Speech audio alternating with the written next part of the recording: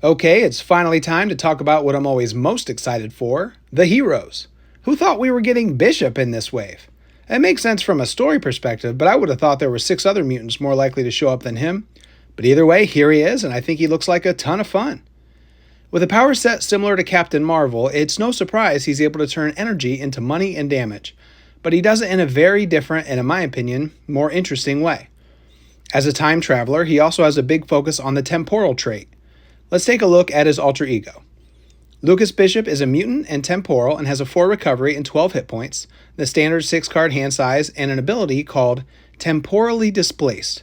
As a response, after you change to this form, add a temporal card in your discard pile to your hand. We're going to see that many of the cards in his kit have the temporal trait, so you'll have lots of good targets for this fantastic ability. Anytime you can get hero cards back from the discard pile, that's always a strong power. It's worth noting, though, that it's only when you change to this form, so that will create some interesting timing. It's not just an action that you can use when you want to, so it is limited in that way. And looking at his hero card, he has 2 thwart, 2 attack, and only 1 defense, 5 hand size, he is an X-Men, and his hero power is energy absorption. As a response, after Bishop takes any amount of damage from an attack, discard an equal number of cards from the top of your deck. Add each resource card discarded this way to your hand. So we can see we don't really care that he has a low defense because he wants to be taking attacks directly so that he can churn through his deck looking for resource cards. Also, with a focus on resource cards and all that discarding cards from the top of your deck, you might be tempted to include Digging Deep and White Fox in any Bishop deck. But we're going to need to figure out just how many resource cards you want to put in there, because next up we see Stored Energy, a resource card with the energy and physical resources, and based on the numbering, he might have 3 of these. So at the very least, you could have 6 resource cards easy in his deck with the gray doubles and the hopefully 3 copies of Stored Energy, and then however many others you might decide to grab. Of course, you need something to do with all those resources, and thankfully he comes with some excellent resource sinks in the forms of not 1 but 2 signature allies. He has Malcolm and Randall, both 3-cost allies with 3 hit points. Malcolm has 1 thwart and 2 attack, and Randall has 2 thwart and 1 attack, and they both have the same ability. As an action, you can discard a resource card from your hand to ready one of them. And if that card has a printed either energy or physical, depending on which one it is, they can heal 1 damage once per phase.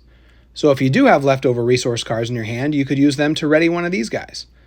Now the problem is that their ability requires a printed energy or physical to get the heal, so wild resources on cards like Digging Deep or the power of resource cards won't work here, but you can still use those to ready them at least. Thankfully, Stored Energy will work on either one of them, and if it seems like 2 resources is a lot to spend to ready and heal one of these guys, keep in mind that Inspiring Presence and Reboot will also cost you 2 resources total, so it is a fair trade. And they're both X-Men traded, so putting training upgrades on them makes them even more worth readying. But before you go spending those resource cards from your hand, you're going to want to hold on to them to get the most out of Bishop's key upgrades. Here we see his rifle and his uniform, both 2-cost upgrades that are most effective based on how many resource cards you have in your hand. The rifle deals damage with ranged equal to how many resource cards you're holding, and the uniform heals Bishop based on the same criteria. So now I'm thinking we want a ton of resource cards in a Bishop deck, because ideally you want to be healing and dealing at least 2 to 3 damage with these every turn.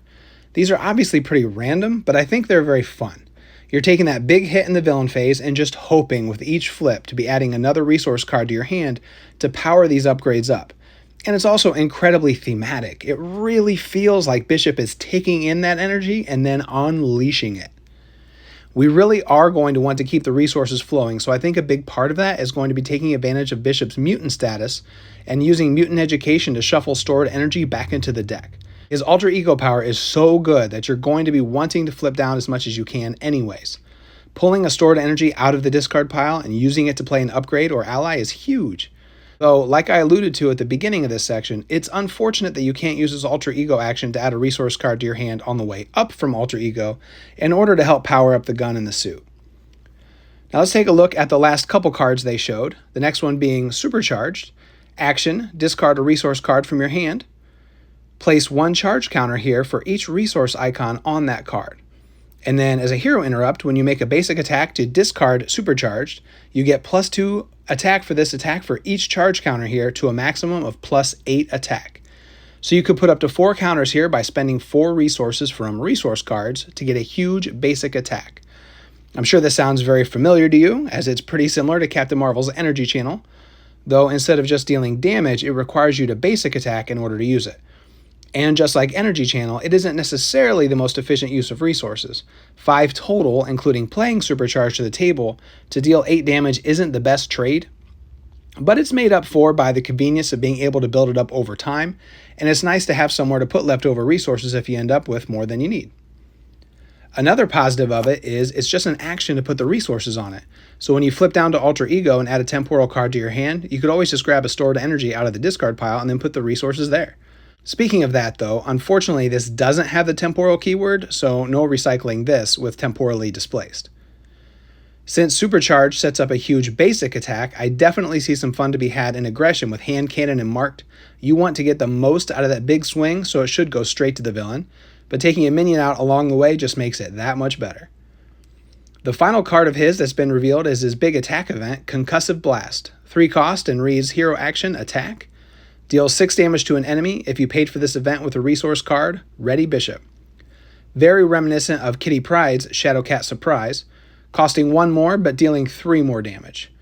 I prefer the flexibility of Shadowcat Surprise as it's cheaper, but getting that ready is just so nice, especially since Bishop has that all-important 2 thwart, which is crucial for solo play, which is where I'll be playing him. Being able to thwart for 2, deal a big chunk of damage, and then ready up to potentially thwart again is fantastic. Or as a late game finisher, this translates to 8 damage since you could just attack for 2 after readying, which is on par with other 3-cost attack events. Speaking of thwarting, we haven't seen any thwart events, so we don't know how good he is in that department, but my thinking is Randall is going to be key for keeping the threat off the board. Being able to thwart for 2 with an action to heal and ready is absolutely fantastic, and really should be enough to get the job done.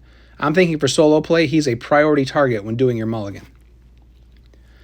Bishop kind of gives me a Drax vibe with his emphasis on tanking hits to gain resources and healing to stay in the game. And if you've ever seen this channel, you know how I feel about Drax. So I'm very, very excited to give Bishop a try. But as interesting as Bishop is to me, he pales in comparison to how much I am looking forward to Magik. The speculation about which heroes would be included in this wave was always very interesting from the female perspective. Iceman, Beast, and Nightcrawler seemed like givens for the male half of heroes, but assuming they were going to do a 50-50 split, it was less obvious who the ladies would be. Emma Frost seemed like the likeliest to be included, and Jubilee could get in based on the emphasis on the cartoon Mutant Genesis seemed to have. But the third never seemed to have a consensus in any of the discussions I saw. Magik, Polaris, Armor, Hope, all seemed equally kinda well-known enough to be the third option. Well, now, based on the silhouette, it looks like Jubilee probably is in, Emma probably is out, sadly, and we got Bishop as a 4th male hero. And Magik not only made it into the wave, but she's even starring in the campaign expansion. And I could not be happier. When considering the possibility of if Magik was going to be in the wave, I was fully expecting her to have the Mystic trait along with being a mutant, and that creates some very interesting possibilities, and that's exactly what we got.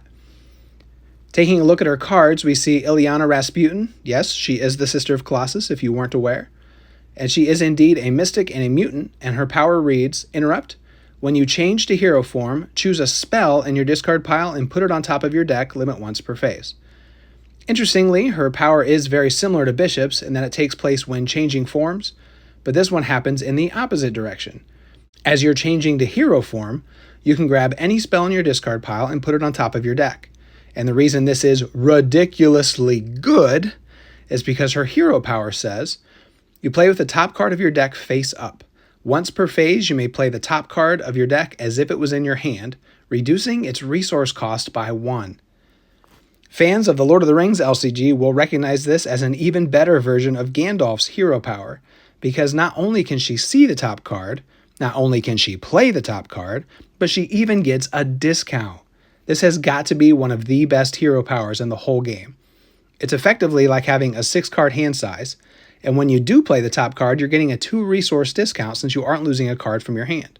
And if you'll recall, when you flip from Alter Ego, you even get to put a spell from your discard pile and put it on top of your deck, so you can set yourself up with a very powerful effect.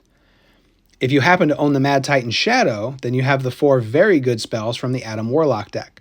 Previously, their power level was curbed somewhat by the fact that they're limited to 1 per deck. But that just goes right out the window when you can just keep pulling them out of your discard pile and putting them on top of your deck. These are some of the most efficient events in the game. 5 damage or 4 threat removal for only 1 resource is amazing. And of course, Summoning Spell could pull a 4 or higher cost ally out of your deck and put it right into play. But the fact that she can not only set it up, but then get a discount is just incredible. Shield Spell is also very good, but it doesn't interact with her Alter Ego ability quite as conveniently since you need to be attacked in order to use it. So putting it on top of your deck kinda gums up the works. Oh wait, problem solved. Taunt finds yet another good home. Man, I just love this card. Spiritual Meditation from the Scarlet Witch pack is another excellent target for her Alter Ego ability, though sadly you won't be taking advantage of the discount. Still, for lack of better targets, the card filtering offered by Spiritual Meditation is always useful and is really the main reason I enjoy the Mystics so much. The fluidity Spiritual Meditation offers your hero is so helpful and fun, and it's a shame more heroes can't take advantage of it. And it's my love of Spiritual Meditation that had me so hyped for scrying. A similar effect in that it's 0 cost, but instead of drawing 2 and discarding 1 from your hand, you're looking at the top 3, adding 1 to your hand, discarding 1, and putting the other back. On its own, it's a very nice card that gives you some options. But in the hands of Magik, it is bonkers good. Because what you're really doing is adding 1 card to your hand and setting up a potential card to be played from the top of your deck at a discount. So I don't think you want to be playing this from the top of the deck if you can help it. And as for that card you have to discard, maybe you can filter out something you don't want to see right now anyways, or maybe if you're playing with Digging Deep and White Fox, then you'll get to trigger those as well, either adding another card to your hand or getting a free ally. And those cards also play well with the aspect spells we looked at earlier, so they're definitely worth considering for Magik. I seriously need to double sleeve these because they are finding homes in a lot of decks. Now, if you're wondering why I said I was hyped for scrying, well, I do really like the card, but based on the numbering, it looks like she only has 1, which is kind of a bummer.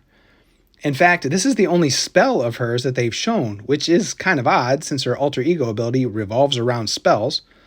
But we haven't seen any attack, thwart, or defense events, and presumably they will be spells, so there still should be plenty of options even if you don't own any of the previous Mystic heroes.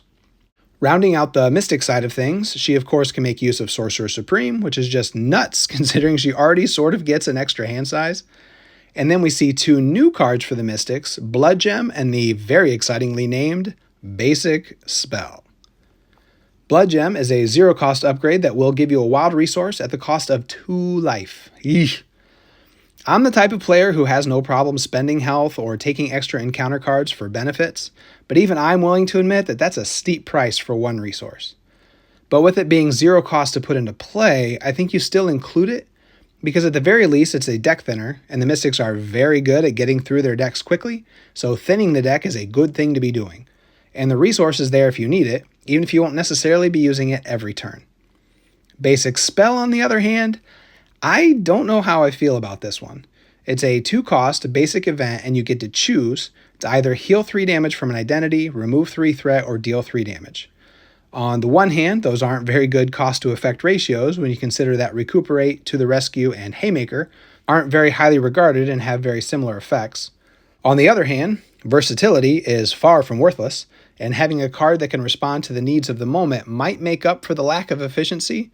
Plus, healing in hero form is always valuable, and the threat removal and damage aren't thwart or attacks, so it gets around a few annoying things like Confuse, Stun, and Retaliate. So this one I just have to play with. Sometimes you just need to have a card in your hand before you really know how you feel about it, but I am very willing to give it a chance. Next, we have a trio of upgrades that give Magik some nice keywords and stat boosts.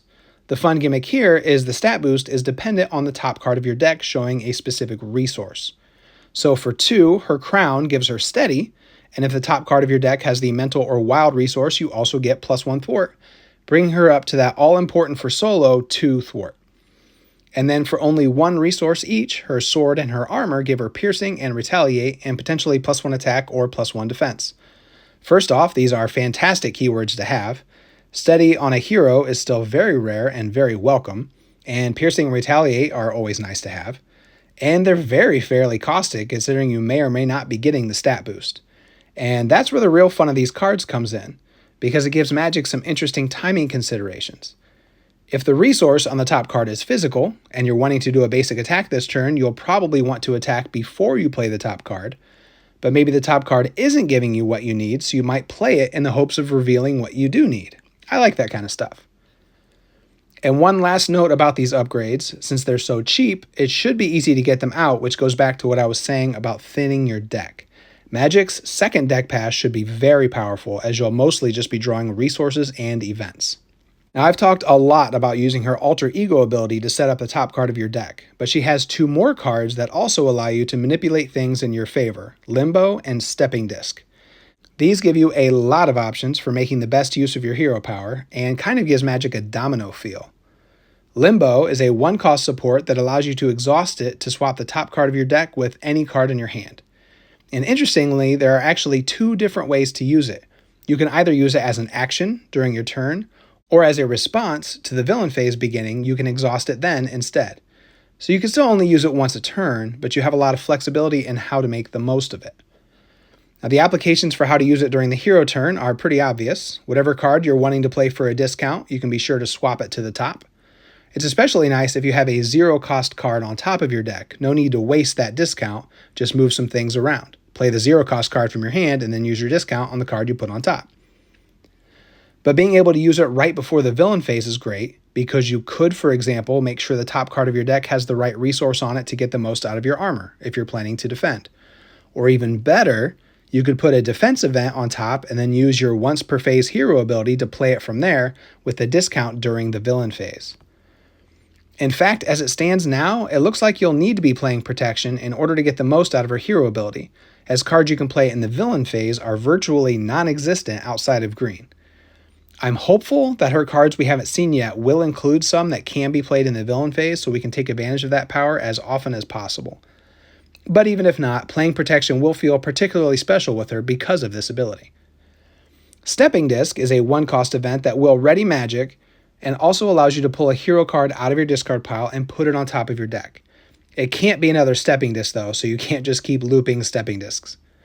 Readying is always good, especially considering Magik can boost her stats with all her upgrades, and it allows you to make the most out of other stat boosts and therefore more ready effects. It's one of my favorite archetypes, and I'm glad to see it here. But what's even better is being able to get hero cards back for a second use. Those are your best cards typically, so being able to play them multiple times is very good. Being able to play them from the top of your deck with a discount is even more very good. But I do think it's worth reiterating here that Magik can only do this once a phase. So even though we've now seen a lot of ways to set up that top card, you're only actually getting that discount once. But what's cool with Stepping Disc is even if you already used your hero power, you're still getting a hero card back for your next hand. Another use of scrying will always be welcome. And after all that, she's still a mutant and an X-Man with all the rights and privileges that come with membership. Now, I know I have a tendency to get super hyped for things. I love this game, and I just get so excited every time we see new heroes. So take it with a huge grain of salt when I say that I could not be more excited for Magik. I said with the last box that Domino was the most hyped I'd ever been, and then I ended up liking her a lot, but not to the level I hyped for myself. So I'm not going to say it again. But I can say I always loved that Gandalf hero in Lord of the Rings, so I feel more confident that I know what I'm getting with Magik, and I am saving a place in the top 10 for her. Now let's take a look at the aspect cards that they've shown us so far. A lot of good stuff here. First, we see two fantastic new leadership allies. A 4-cost Cable with great stats and lets you draw a card when he clears a side scheme for you. And a 3-cost X-23 ally that readies after she defeats a minion. Honestly, not a lot is needed to be said here. These are both just really solid and will greatly benefit from all the support Blue has to offer good allies. I think I like Laura a little more as she's cheaper, and that 3 attack is very welcome in leadership. It is a shame they aren't X-Men traded and so miss out on the training upgrades though. Still, I'm sure they'll be seen in a lot of decks. Next we see the 3-cost basic ally Legion. He has 1 attack and 1 thwart and 3 health, and similar to the Aggression Hulk ally, his ability has you discarding the top card of your deck to trigger various effects. Unlike Hulk though, these are all good, as depending on the resource type you could deal 2 damage, remove 2 threat, or heal 2 from Legion. Just another really solid ally with a lot of versatility. You could just play him straight up, and he's always going to do something useful. You could be more intentional with him and put him in like a Cable or a Captain Marvel that might have a bunch of energy resources and use him as a damage dealer. Wasp or Ironheart have a lot of mental resources laying around, so he could be great threat control. And a Heavy Punch resource deck could use him for consistent threat or damage pings, as he'll likely keep healing himself. There is no option for wild resources though, so his ability might whiff once in a while. Which is why he doesn't necessarily work with the Domino Hero very well, since she has so many wilds. But the Domino Leadership ally might just be his best friend, since you can set up the top card of your deck. And I need to go grab this slide yet again, as he's another piece in the Digging Deep and White Fox puzzle. I know I just said he doesn't work with wilds, so you wouldn't necessarily want to set up Digging Deep for him, but it's not a bad consolation prize if he happens to bump into it. And White Fox gives you a free ally, and the energy resource means 2 damage wherever you want it. If they give us even one more card like these, it could seriously become the most fun archetype in the whole game. He's also an X-Men, so training upgrades apply, and with built-in healing, he could be a real workhorse. He's even psionic, so he'll help with Cerebro while you're in Alter Ego hanging out in the Danger Room. He's just a great ally. On his own, he's good. With a little effort, he's very good, and with an X-Men hero, he's absolutely amazing.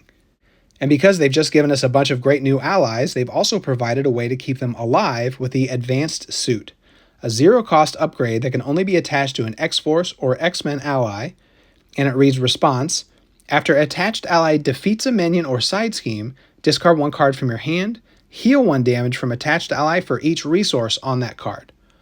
So basically, every time the ally finishes something off, you could discard a card to heal it. This is another one I'm not sure about.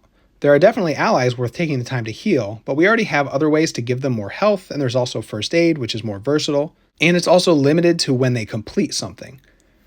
Maybe being 0 cost to play is valuable enough for it to find its niche, or maybe it's just better than it looks. Either way, I'll have to give it a try to know for sure what I think of it. Next up is Marrow, a 2-cost basic ally with 2 health, 1 thwart, 2 attack, and a response that says after she enters play, deal 2 damage to an enemy.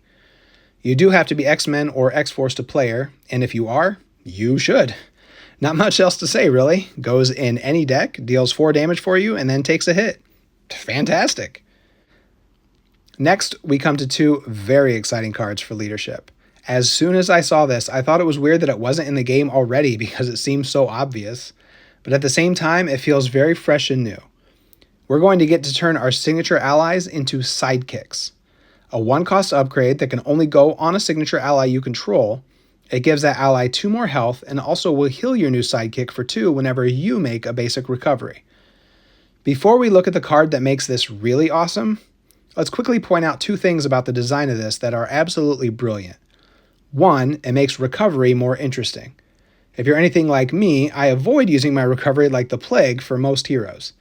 This actually makes it a very interesting proposition considering most signature allies are very good and would be worth exhausting your hero to keep them in play longer. And speaking of signature allies, it doesn't say it has to be your signature ally that came in your kit. It simply says a signature ally you control. You could use Make the Call to bring in someone else's signature ally on your side of the table, meaning heroes that don't have one aren't left in the cold with this mechanism. Outside of solo at least, every hero can potentially have a sidekick. Now, being able to give your best ally more health is good and all, but what really makes this something special is the 2-cost event Side by Side. It's a hero action that requires you to exhaust your sidekick, and then you get to ready your hero and choose one. Either heal 1 damage from both characters, or both characters get +1 thwart and +1 attack until the end of the phase. Both excellent options, but unless your sidekick is on the verge of being knocked out, I assume we'll be choosing the stat boosts more often. How fun is this? Getting to ready 2 characters is very, very good, and you'll be able to get so much work done with all those extra stats. And not only that, so many signature allies have fantastic abilities that we'll be able to make use of a second time. In fact, it's kind of hilarious that they chose Jubilee and Wolverine for the art on Sidekick because she's the last person you would want to put this on. You don't want to keep allies with coming into play abilities around for longer like Jubilee has. You want them leaving play and coming back as often as possible. No, you want to sidekick allies that have lasting value and are doing something for you every turn that they're on the table. Allies like Captain Marvel from Spider-Woman. Now you get 2 more turns of a free card draw, and with side by side, you could even do it twice in a turn. Incredible. And there are so many examples of great targets. Biz Marvel from Nova will definitely be one of the best. She could actually take a damage and return side by side and play it again, and just continue buffing herself and Nova over and over again. Well, for however much health she has anyway. And with the helmet readying each time you use Nova, that helps to keep paying for it. Hopefully there doesn't exist some kind of broken card that would just make this even crazier. Just keeping Quicksilver in play for the whole game gives more value to Scarlet Witch's alter ego power. Psylocke can stay around longer to keep readying Archangel. Honey Badger just readies X-23, that much more. Brawn stays in play to keep helping to pay for Moon Girl. Wong could dig that little bit deeper for the perfect invocation, not to mention Doctor Strange would have been readied, so he could play it. Basically, any signature ally that doesn't just have a comes into play effect is going to be a fun target for this. As someone who loves leadership, I am so excited to start playing with this. The signature allies have always felt cool and special, and this only adds to that. Rounding out the previews, we get to see a host of excellent new aggression cards, which is a very welcome sight because if you're anything like me, you are not too fussed with most of the aggression cards that came with X-23. So it's nice to see Red get something to look forward to. First, we'll take a look at the Gold Balls ally. 3 cost with 3 health, 1 thwart, 1 attack, and when he does attack, you can discard up to 3 cards from the top of your deck to increase his attack by 1 for each. So he could potentially do 4 damage 3 times for you. This is just incredibly solid and will likely see a lot of play. Having an ally that can just delete most minions for you gives you a lot of control, or he could just do 12 damage to the villain over 3 turns. And do I even need to say it anymore? He also plays very well with Digging Deep and White Fox, adding even more value to his ability, especially with Domino. Next is Tempest, who, if I had to guess, is at the very least divisive, or more likely, I'm the only one who likes her. She's a 2-cost X-Men ally, and you have to be an X-Men to play her. 1/1 with 2 health, and her ability is that when the villain would scheme, you can discard her instead, deal yourself a face-down encounter card, and cancel the scheme activation. So basically, she chump blocks scheme attempts, but at the additional cost of an extra encounter card, which is why, if I had to guess, people probably aren't excited about this card. But let me tell you why I still think she's good, at least for solo. I don't really see why you'd need this card in a group game. First, I'm always happy with anything that makes it easier to go to alter ego, especially in aggression, which has very few options. So if you have her out, you can flip down knowing the villain isn't going to get to scheme. Kinda like a Confuse, but it also works on steady and stalwart villains. And I don't mind discarding her because you're getting to cancel an activation, similar to how if she just stood in the way of an attack, you'd still be losing her. The big downside, of course, is that extra encounter card, which isn't good, don't get me wrong, but there's at least a decent chance you'll get something easier for your aggression deck to handle than a big pile of threat on the main scheme. Now, obviously, if this results in an advance or a nasty side scheme, then no, it probably wasn't worth it. But I still think she's worth considering for aggression X-Men decks that want to get to alter ego when they can. And to be fair, most X-Men decks do want to flip down thanks to all the gray supports, even if you yourself don't have anything that great in the alter ego department. And even if you don't want to go out of your way to use her to block a scheme, she's still a 2-cost ally that can chump block, or she could also be insurance against an extra scheme that you don't want the villain to get. You just leave her in play, and if an advance comes out, you pop her. So she gives you some versatility, which is highly prized in solo play. I'm not saying I think she's amazing, and I'm willing to be wrong about her. But if I had to guess, she got written off immediately, and I'm pretty excited to give her a try. And finally, we come to a trio of very solid cards I don't have a ton to say about. They're just really good. Blood Rage is an upgrade for 1 that will let you draw a card when you defeat an enemy with a basic attack. It'll also cost you a life, but that's a small price to pay for the extra economy this is going to afford the heroes that want it, like Hulk, Valkyrie, and Thor. Very good, and I'm actually kind of surprised this card hasn't been in the game for a long time already. Next up is a massive attack event called Full Body Charge. 4 cost and deals 8 damage. Can even gain overkill if your hero has less than half the remaining hit points, which seems to be a small archetype forming for aggression with the aforementioned Blood Rage, as well as Now I'm Mad from the X23 pack. Very expensive card, but it's nice to have the option to just have a giant chunk of damage to deal. And once you factor in Hone Technique, it just gets silly dealing 12 damage. And it's just nice for there to be an alternative to Dive Bomb for a big expensive attack event. Its very high cost means it's not going to be for every hero, but Wolverine can play this for free with his claws, and great economy heroes like Captain Marvel and Spider-Ham will have a lot of fun with this as well. And finally, we have the 1 cost upgrade Test the Defenses. You can only have 1 in play at a time, and it reads, after you play an attack event, place a test counter here. If there are 5 test counters here, discard this card to deal 5 damage to an enemy. I really like the design of this card and hope to see more like it for the other aspects. It's almost like a little side quest you're trying to complete. So in addition to being very efficient, 5 damage for only 1 resource is fantastic. It's just a more fun way to deal damage than yet another attack event. Event-driven heroes like Gamora, Nova, and Ms. Marvel will have a lot of fun seeing how quickly they can complete this. One thing to note about it though, unlike Captain Marvel's energy channel, you can't choose to just keep this around until you want the damage. If you put the 5th counter on it, you have to discard it to deal the damage. You could, however, choose not to add the 5th counter when playing an attack event, so you could just keep it at 4 till you're ready to pop it. Like I said, just a solid batch of aggression cards, and really just all the deck building cards in general. So there we go, yet another incredibly exciting look at the future of Marvel Champions. Both heroes are very interesting to me, and what we've seen of the villains is quite intriguing as well. One thing I should quickly point out, in the time since I released the first part of this, they did confirm that the side mission mechanism is only for the campaign mode of Age of Apocalypse. It's not a new mechanism for the game as a whole that I had speculated and hoped for, but it still has me excited to experience them in the campaign. And speaking of speculating, we also got our silhouettes for the next 4 heroes. As I mentioned earlier, I'm certain the second from the left is Jubilee. I'm pretty sure the one to the left of her is Bobby Drake Iceman with sunglasses on, sitting in a pool floaty or something. Fuzzy Ears is Nightcrawler, or I'll eat my hat. I've seen speculation that it might be Wolfsbane or Feral in order to maintain gender parity, but 1, it looks exactly like him, and 2, they would be insane to not only fail to include Kurt, but worse, make it look like they are including him and then fail to include Kurt. That's definitely Nightcrawler.